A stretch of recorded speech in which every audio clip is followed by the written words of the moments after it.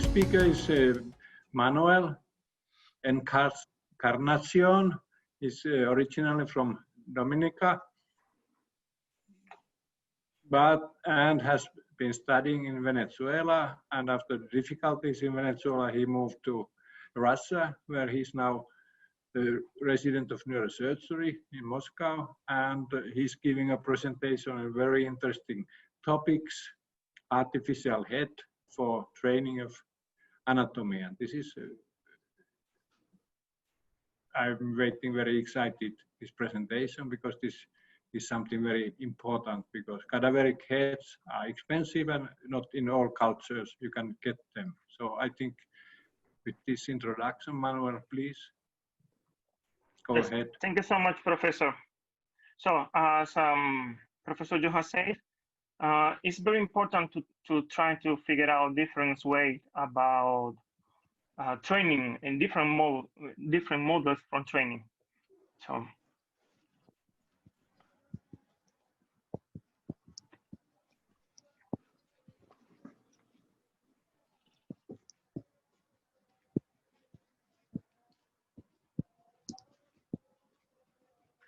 So our project is called 2020 True Head.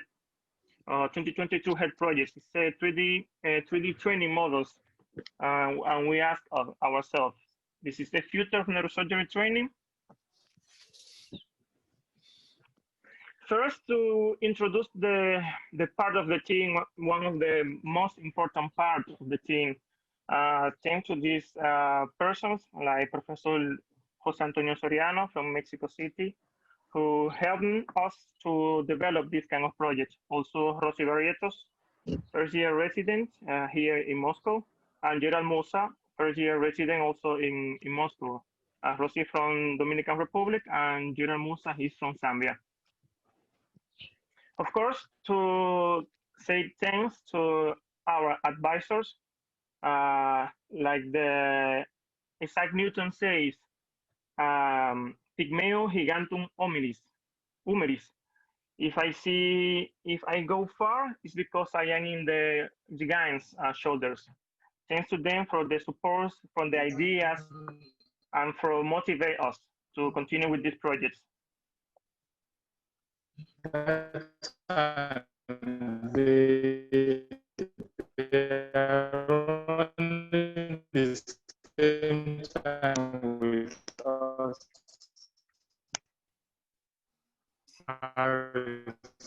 Hello? Yes, we're having difficulty with the audio.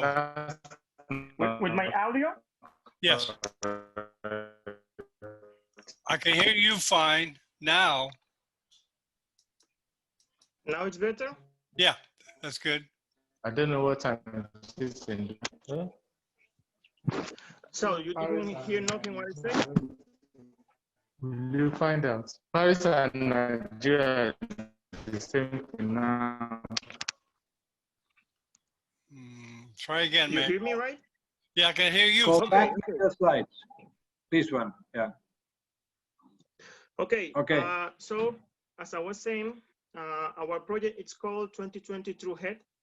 It's a project to develop a 3D training model, and we ask ourselves if this is the future of neurosurgery. The very important part of our team, Professor Jose Antonio Soriano, he is from Mexico City, neurosurgeon. Rosy Barrientos, she's from Dominican Republic. She's first-year resident of neurosurgery here in Moscow. Gerald Musa, he is from Zambia, and he is also a first-year resident of neurosurgery here in Moscow. Say thanks to our advisors. They help us to develop this project, give us ideas. As Isaac Newton says, if I go further, it's because I was in the gigant's shoulders. Pygmeum gigantum humeris. So about the donated bodies in teaching and research, the human body, it's very a particular one of the pieces and more important for the brokers. The brokers are the person or companies who sells human body for research or training. It's legal process. Here, this is the widespread demand of human body parts in America, Europe, China, Middle West, and Australia.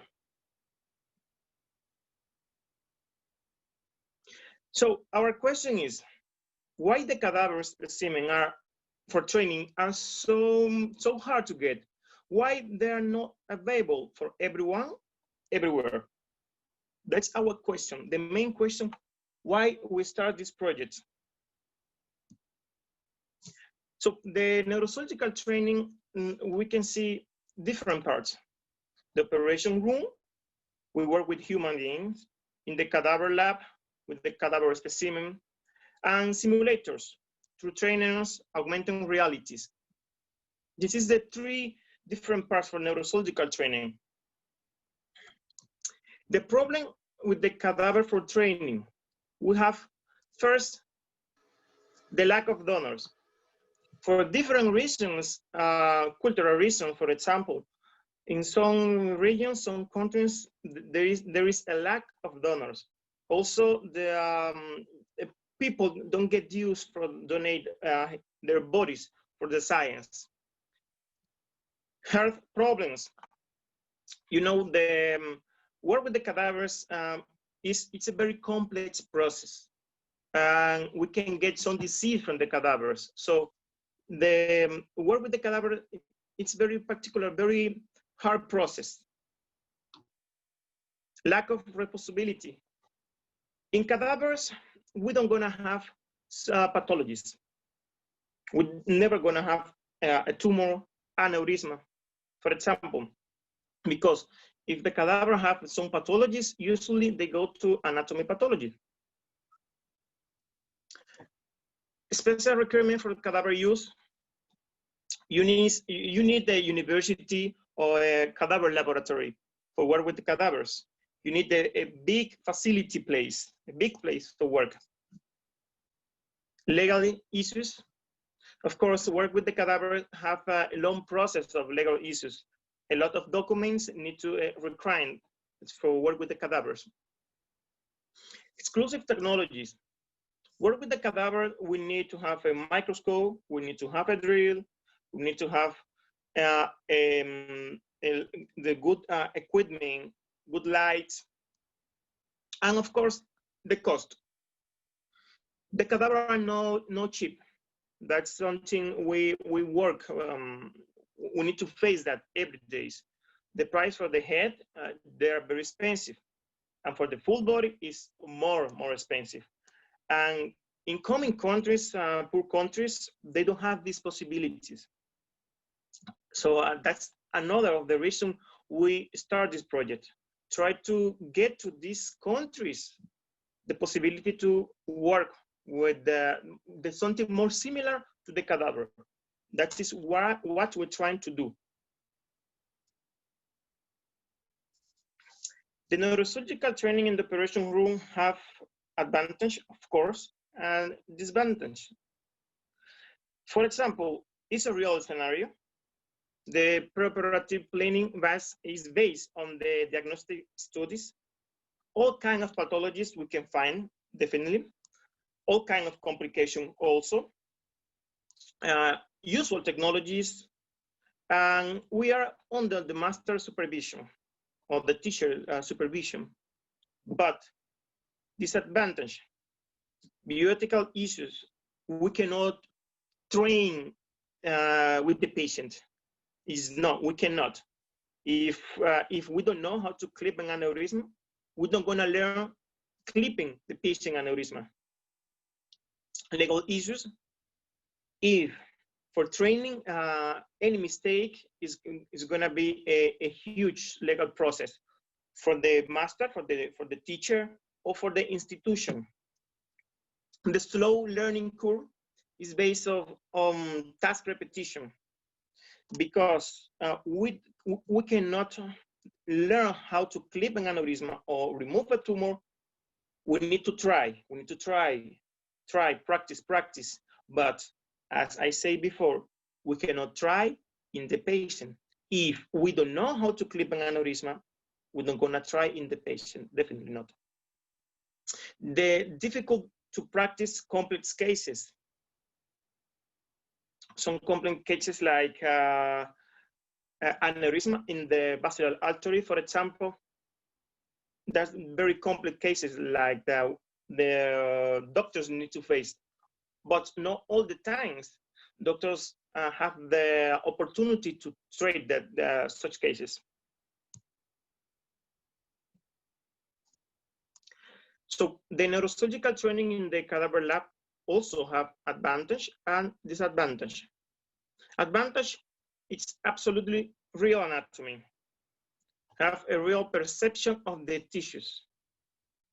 But the disadvantage, unreal scenario, because usually we have a very controlled scenario. In the operation room, we cannot control 100% the scenario. Usually without preparative studies, non-physiological and without pathology, as I said before, in the cadaver, we're not gonna find pathologies like tumors, aneurysm, for example. Difficult to reproduce complication, like a rupture of the vessels, and how to manage that complications.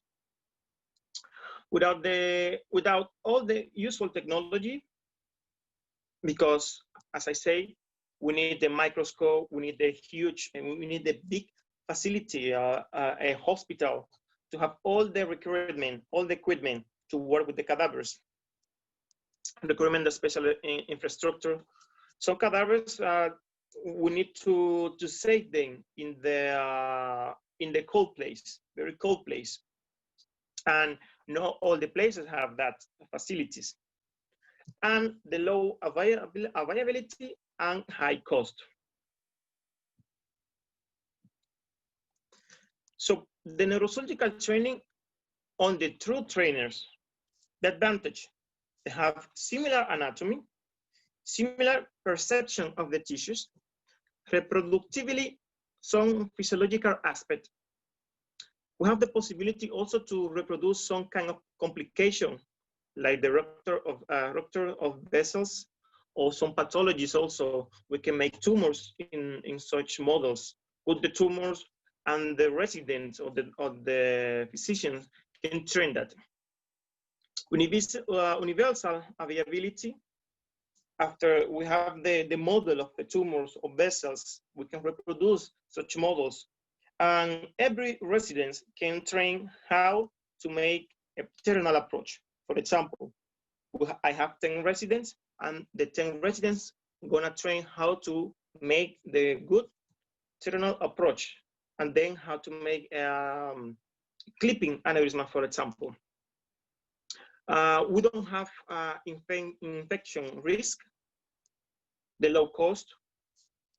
The cost of this model is always gonna be definitely more cheap than the cadavers.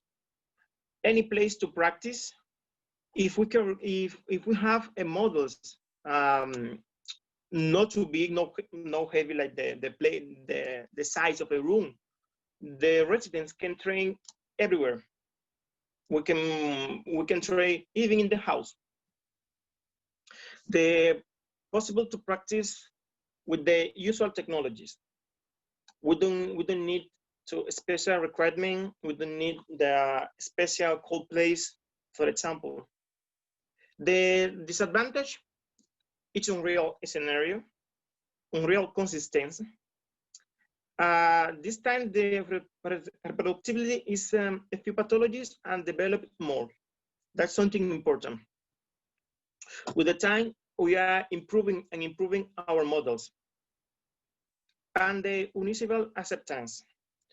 Not in all the place want to train with the cadavers, with the models, with the true trainers, because they say the cadavers is more real. Definitely, it's the real. But as I said before, have complication to disadvantage to use the cadaver. So it's something important to spread worldwide the use of this true trainer. the question, why are the simulators important in neurosurgery? It's important from the high demand. There is no space for mistake in neurosurgery, even 1 millimeter. Of course, errare humanum est, but we need to decrease, make it more narrow, that possibility to make mistake. How? Training, training, training, training, and more training. We do not always have the possibility to practice in the cadaver. So, how many ways there are to learn neurosurgery? Cadaver specimen, and in the clinical with the patient.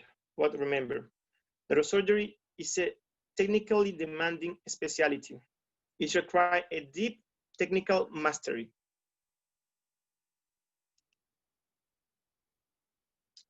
As I said before, we can see here the way of the neurosurgery training. We have laboratory, more laboratory, here more laboratory, and here also more laboratory. After that, we continue training, and then we have the patient. When we already mastered all the laboratory steps, now we are prepared. The practice is the only way to learn neurosurgery. Is training and more training. The practical training has been affected by the law, have been modified, and in many countries is no longer allowed to the resident make operation by himself or herself. With the check of the who, you have to check in, the check out, and always, of course, bioethic.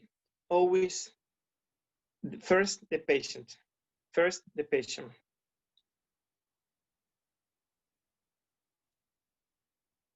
Primum non nocere. Always we need to remember. As you can see, this is in 2016 a model. I can say that's the first model that I make. You can see here the brain. You can see here the brain, and here you can see the full human brain, full human body. So, which one is the ideal training model? The one with the ideal anatomy is have ideal consistent. The bone need to feel like bone. You need to drill it and feel like it's a bone, a real bone. It needs to have the real size, because it doesn't matter if we have the 100% best training model with the best consistency, but it's the size, have the size of the room. Yeah, we cannot use it properly. We cannot move it. The ability to change position, different type of approach, because we need the model. We cannot have a stand model. We need the model like we can move, like a real head, for example, because in the operation room, we don't have only one position, and that's very important. Is one way to recreate better scenario of the surgery, to make it more realistic. It can be transportable. The models don't need, it cannot have a huge and big weight. It need to have pathologies to try to resolve some specific problems. And why not? It can be handsome. The method, the model we used was my head. You can see here what was part of the process of creation the bone, the skull. This is part of our result. You can have, we have here a one size skull. In our skull, you can have here, as you can see here, the nasal cavity. This is the anatomy 1 of 1.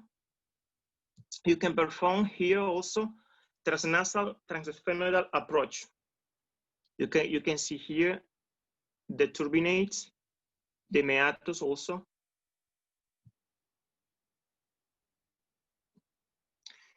Here you can see the process of the creation of the vessels.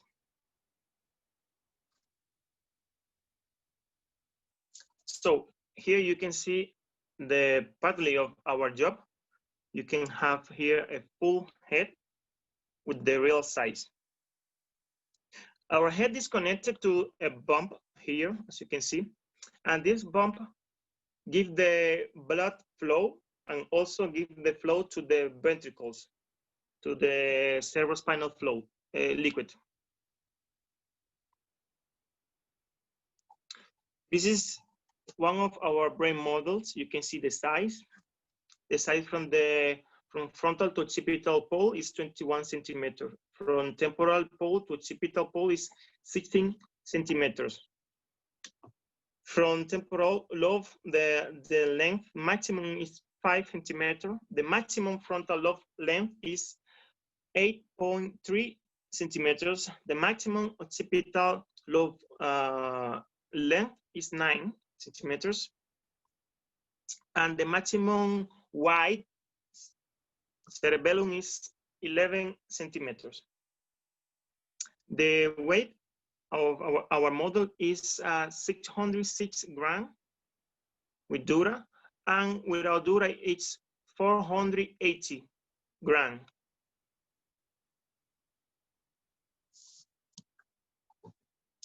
You can see here also our models. As you can see, our models, we recreate the dura, we recreate the arachnoid, and also the pia mater. You can separate also the both of the hemisphere, and even you can go through the corpus callosum. You can see here another view from above of the models. All the circles of the sinus, you can see all of them are marked. So, as I said before, we need to make a reproduction. We need to try to put tumors in our models because it's important for training for the resident how to dissect the tumors.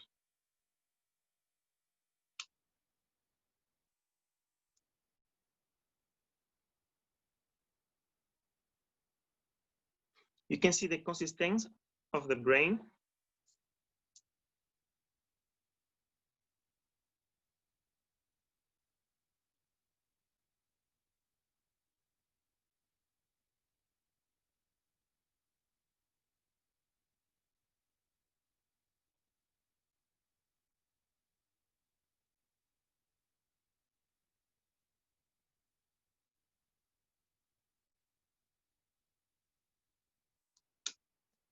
This is one of our first tumor models. Here you can see another one. Now this kind of tumors, we put the capsule because it's important to interact with the brain, the capsule, and the tumor inside all together. How to dissect the capsule to improve the microsurgical skills on the resident.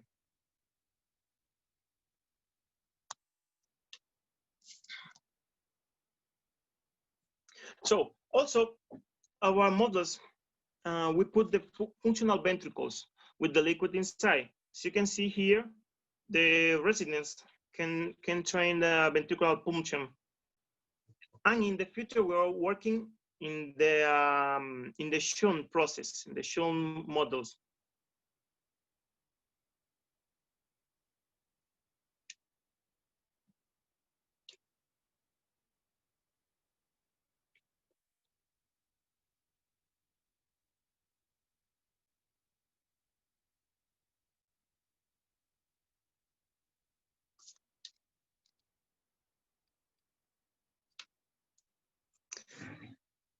Because we have a functional ventricles, also we can explorate our ventricles.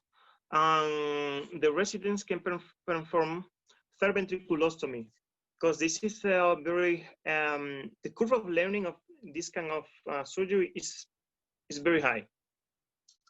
You can see here the foramen of Monroe Here you can see the mammillary bodies. You can see the infundibulum here, and you can see the floor of the third ventricle. You can see one of the thalamus vessels.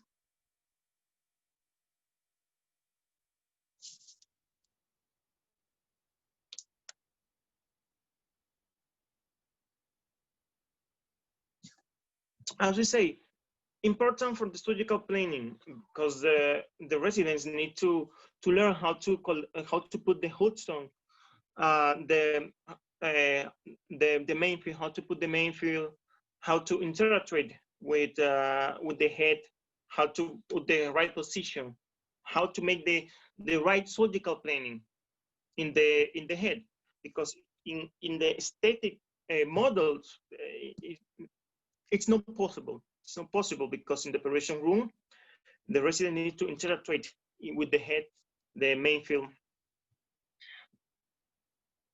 As you can see, if you make incision in the skin, you're gonna interact with the different kind of layers and different kind of textures, and that's important for the resident. As you can see, the skin, also the muscles, and the bone. And after the bone, we're gonna have the dura. You can see the dura, and then we're gonna have the brain. Important with this dura matter, the residents can perform watertight suture, and that's something important from the learning curve of the residents. As I said before, this here they're performing a third ventriculostomy, as you can see.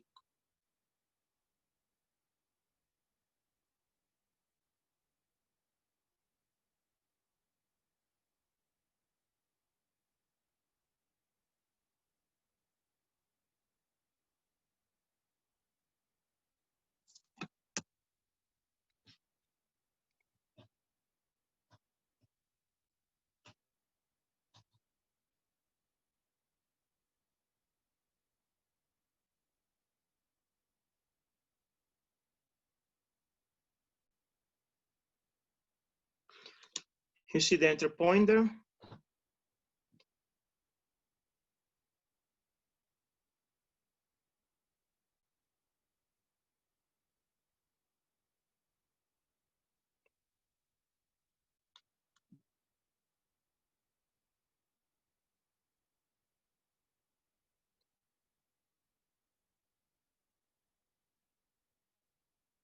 For example, such kind of surgery in the real patient, it's impossible to train, to make mistake. It's impossible to make mistake in some kind of surgery.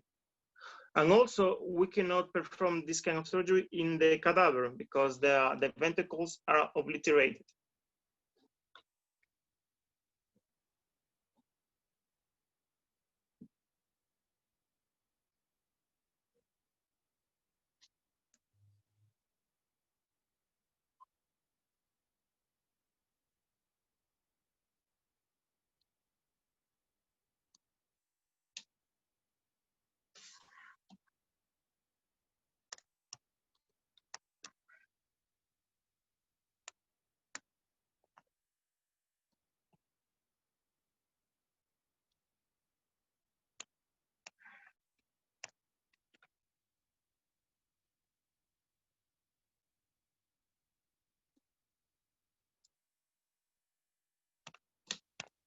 John, are you there? Yes, I'm here. I have a little problem with my PowerPoint. Yeah. Well, you know, I really don't know much about drawing over the graphics. I should get to learn it, but I don't know it now. No, okay, all is fine. Okay.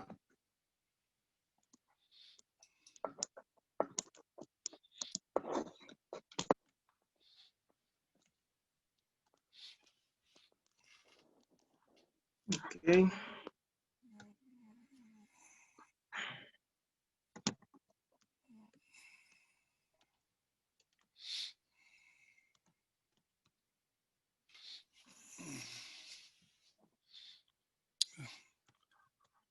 You really want to get rid of that? What? You really want to get rid of it, huh? Yes, yes, yes. Sorry, can't help. Can you just move on? Okay, okay, okay. Okay. We'll just mentally put it out of our head. Yes, yes, yes.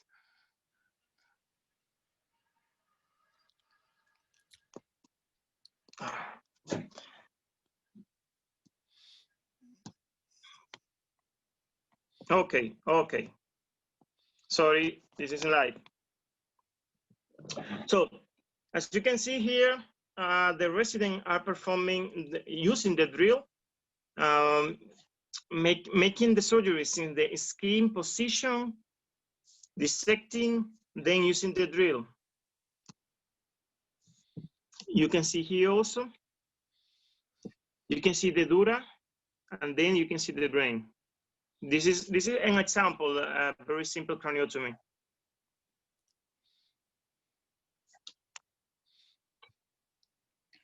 The sensation is very important.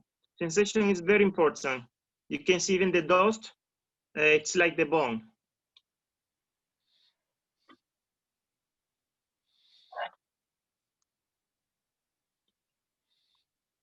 Oh, why not? Using the Hudson.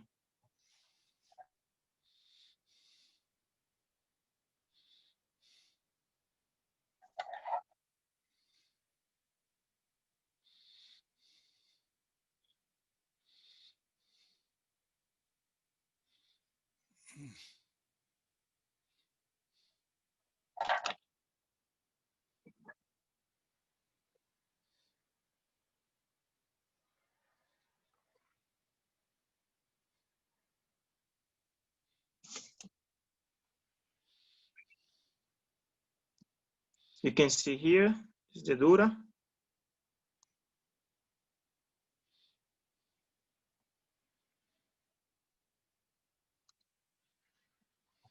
For example, here you can see using the Hudson, using also the jiggly for the training for the resident, because such kind of equipment in the patient, it's not possible to train.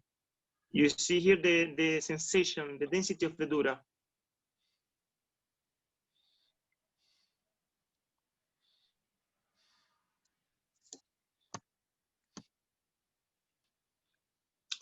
Important, because we talk about that.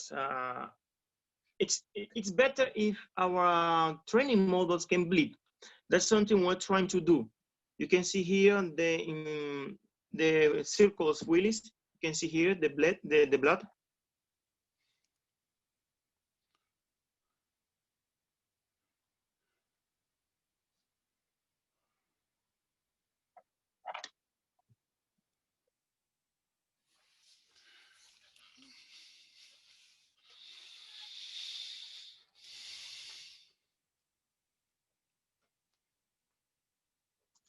This is some example of the vascular model, vascular aneurysm clipping.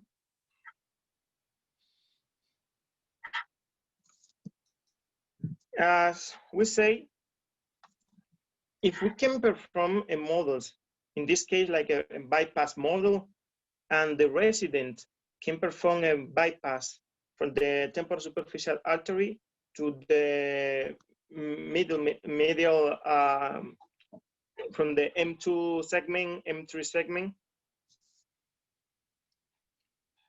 You can see here.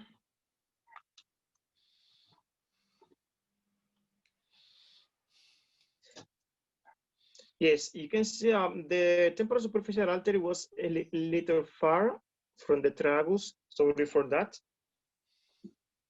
Federata.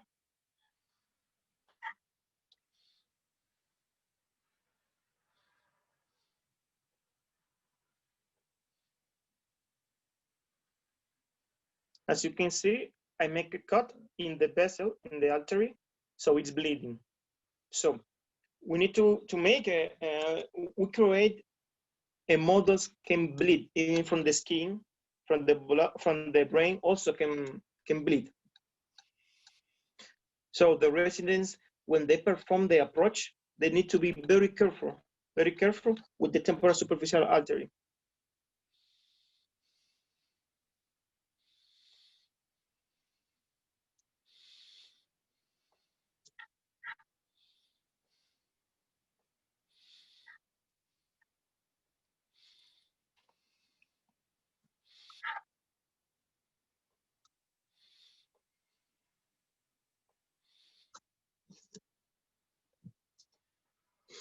You can see here the dissection of the artery.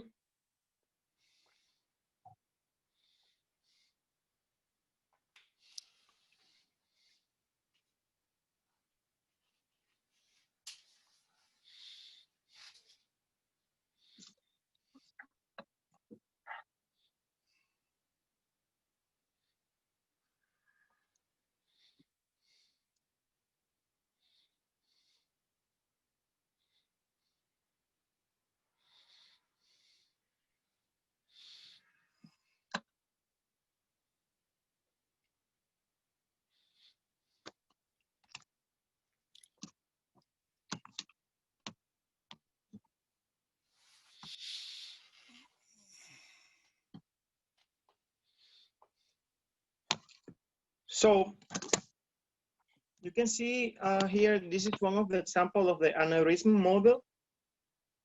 This model also have all the structures as I spoke before. We have the skull, you can drill it. You have the dura mater, you have the arachnoid. You need to make the sylvian dissection, and then you're gonna get the aneurysm. The aneurysm is clipped already. Important, if we can make the sensation very similar to the artery, to the real artery, the residents need to be very careful at the moment to make the clipping. They cannot make too much retraction of the brain and feel this and feel how is the sensation.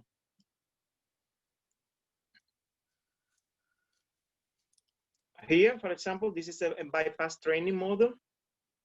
Another of the models we create. As we say, this kind of model, you can move, you can transport everywhere. And if the resident, they have a free weekend, they can train.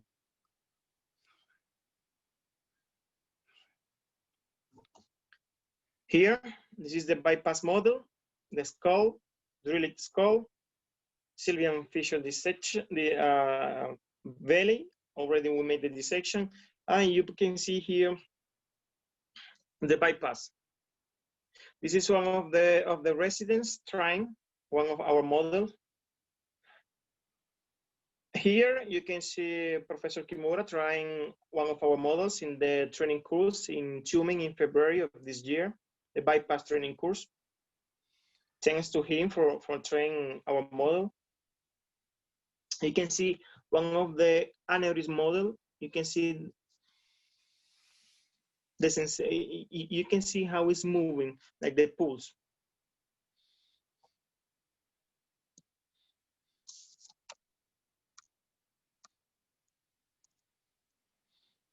So what's next? What do we need to make better? Our next models, we are working in the craniosynostosis models because these models you can put the screws and the plates already, so you can practice craniosynostosis. That's one of our goal in our next models. The bleeding skin, that was the first prototype of the bleeding skin. You see the temporal superficial artery wasn't in the right position. So also we want to make the better bleeding skin. Neurotrauma, we are working on the creation in the subdural and epidural hematoma for training also for the residents or physicians, and continue to develop our models. This is a phrase I read a long time ago from a book, and it says, "The silence is for one, but the knowledge is for all." Something we must to do is spread share the knowledge. Thank you for your attention. Gracias por la atención. Muchas gracias a todos. ¿Preguntas? Yeah, there's one comment. Thank you, Manuel. There's one comment. Is this artificial head a standard product or individual model based on a certain patient? And if so, how long would it take to make that head? Well, this kind of model also can be performed in individual patient. Of course, it's gonna take more time. Depends. It's in individual patient, it can take less than 1 month, for example, less than 1 month, because we already developed the technology and we figured out the way to make it more fast and better. Okay, very good. Okay, more comments or questions from the panelists? Thank you very much, German Aurel from Moscow. I have a couple of questions and one commentary, please, if it's possible. Yes. On first time, I think that this kind of modeling, three-dimensional modeling with resins and this kind of materials are only for approaches. I mean for training approaches like craniotomies and sometimes why not vertebral approaches, but according to my experience, the best way to enlarge your skills in neurosurgery right now after cadaveric practice is with three-dimensional virtual modeling, because you can simulate the bleeding, you can simulate the compliance of the brain, you can simulate this kind of behaviors of everyone tissue. So it's about to try to memorize the steps of everyone's surgery. But right now, try to work with silicone or these kind of things, trying to simulate the brain, in my opinion, is not very good, because it's not about bleeding, not about brain compliance and these kind of things. What do you think about? What is the future? Maybe you can combine animal models like sheep brain, but examine inside of this kind of skulls, or what do you think about? Because silicone is not the best way on first time. And on second time, I think that the vascular training is better with animal models like meese or goose or some kind of beard, and not with this kind of plastic tubes or silicone tubes, because the behavior is not the same and the skills quickly enlarge it with these animal models and not with these artificial or silicone models. Okay, answering your first question, for example, to use a sheep brain is not the same as a human brain. Yes, have a consistency, like it's like a real brain, but it don't have the same size. And that was something I emphasized, the size, because the residents cannot train in the model of the brain of this size, or cannot train in the model of this size. Need to train in the model of the real size. That's one. The other stuff is where you can train with the third ventriculostomy, for example. You don't have another way. The patient in the cadaver, I never see with the cadaver to train in the third ventriculostomy. I never check it. So it is the residents also can perform the approach, as you say. They can perform the approach. They can perform how to make the Sylvian dissection, Sylvian Valley dissection, and how they can get to the circle of Willis. That's something. Also, with these models, the residents can perform transcaloso approach, and you cannot perform that in the cadavers, because as I say, the ventricles in the cadavers, they are obliterated. So you need liquid and you need the functional ventricles. And that's something the sheep or the cadavers cannot give to you. To work with the vessels, with the mines, with the rats, yes, they are very good and they bleed. I train with the rats, but still it's not the right position, because you have the rats, You have the small size, and its anatomy very good sensation, but it's not a human body anatomy. It's not human body, because when you are in the operation room, you cannot use the rat in the operation room, for example. And also, how many rats the residents need to sacrifice to learn to increase the learning curve on bypass. For example, how many? Because in my experience, in my back, I can tell you I have a rat cemetery. I sacrifice a lot of them. It's no ethic. If you think about it, you sacrifice animals, and that's something we need to put in the balance. If we can find a way and avoid to sacrifice such animals, I think it's better.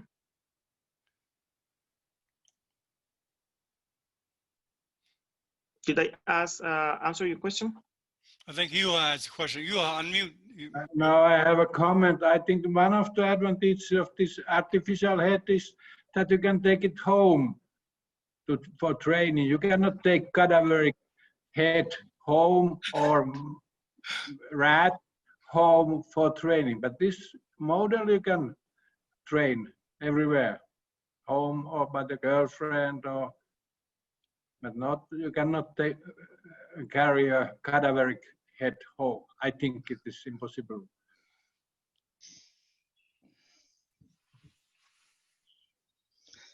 I want to add a comment, please.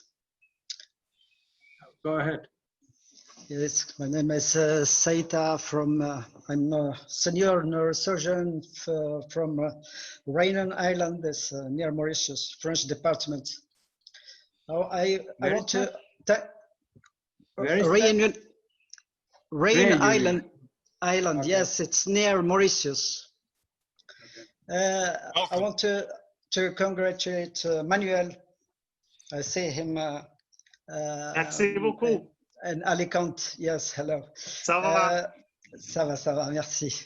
I want to add just for the residents, it's very important to have a mentor, to be patient. We learn a lot in operating room. So like it's very interesting to be with a senior neurosurgeon to learn a lot of the technique and ability to be able to operate. So the simulation, it's very important, but it's not for this month. For a moment, it's not efficient, for my opinion.